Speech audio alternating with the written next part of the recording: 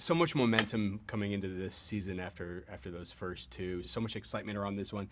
How would you guys sort of describe how season 3? Because we know you're going to mix it up. We can tell from the previews. How would you guys sort of characterize how season 3 is going to depart most dramatically from the first two? I don't know how to answer that without being a spoiler. Fine, spoil away. Fine. I think it's built in an interesting pace from, it's beginning this one lone gunman on his way, and now Mando's own world has gotten bigger because he cares so much about this little child, and along the way he's made more and more friends. His world wasn't like that when he started the series. He was alone, and it affects his whole life. And so I think there's a lesson there as he's opened up to this child. He opened up to so many allies. We know we're going to Mandalore. Yes. I don't think we've seen this, to my knowledge, we've seen Mandalore in live action form right now. No, we've just seen it on Dave's show, or Dave and my show, the Clone Wars. Sure. And it was so evocative of what it was to have a planet that was so desolate, even before the war with the Empire. Even before what we showed in the Book of Boba Fett with the Night of a Thousand Tears and the Purge, it was devastated just from infighting between the different factions on the planet. And I thought that was such a great extreme version of, you have this warrior culture that's built around armor and weapons, and it's almost like the Spartans, and taken to its extreme where they have to live in dome cities because they've just fought each other so much that the planet, it was just desolate and in ruins. Yeah.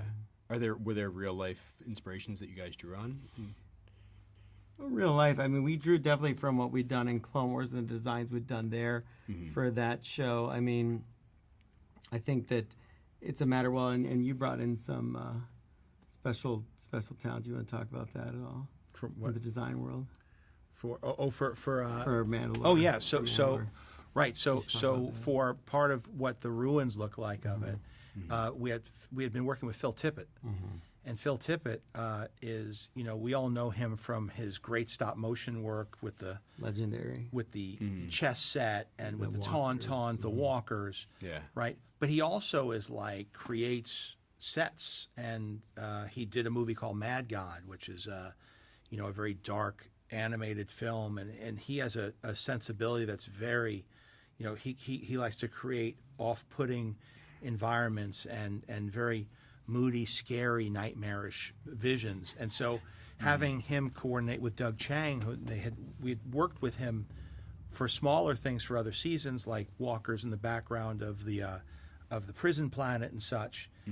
As we got to know him better, we said, would you be open to doing some look development for what we could see under the surface? And so having Phil Tippett as part of that was, somebody I've been a fan of because of his stop motion work, but also to have his aesthetic to consult with the artistic design of what the planet could have turned into in these really dark years is something that we had the good fortune to have available to us.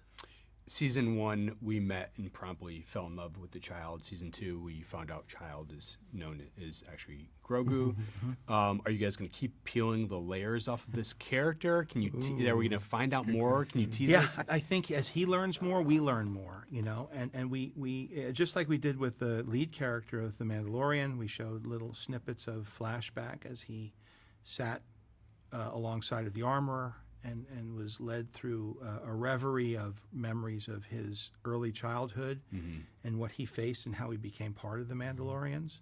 I think there's a echoing a harmonics with the past of Baby Yoda. Grogu also had a really rough beginning and saw things that scared him to the point that he doesn't remember things that clearly. And so as he starts to learn, we learn with him what he's been through. Are you guys watching Last of Us? Kind of, does it feel like Pedro is maybe cheating on you guys with another surrogate child? He's become like the definitive father figure in dystopic warrior dad. Warrior father. No, it's great. Intergalactic.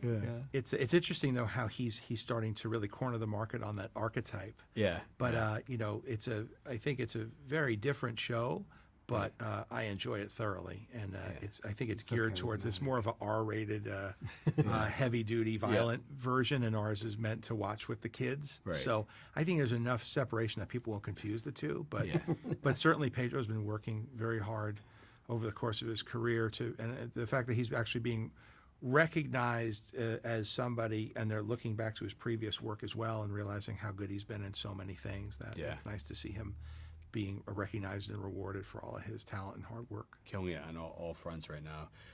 John, you recently described season 3 as a middle chapter to a much larger story. Season 3 of that? Okay, Okay. you did. Okay, You good. did. You did. Do you guys have any idea? Like, Did I say anything else? Because I answered it. A middle chapter to a much larger story. yeah, I mean that. Well, I think middle. you know where I I'm mean, going. I hope Like, to do a lot more. Yeah, I mean, so hopefully it's the middle. Maybe it's the beginning of a larger story. Always, you could see it either way. Yeah. It's a bit puzzling that way. We know we got about 30 years to play in the sandbox before we have Force established Awakens. lore. So what you're telling us is 27 more seasons. I hope so. It's certainly it's been That would be fun. exciting.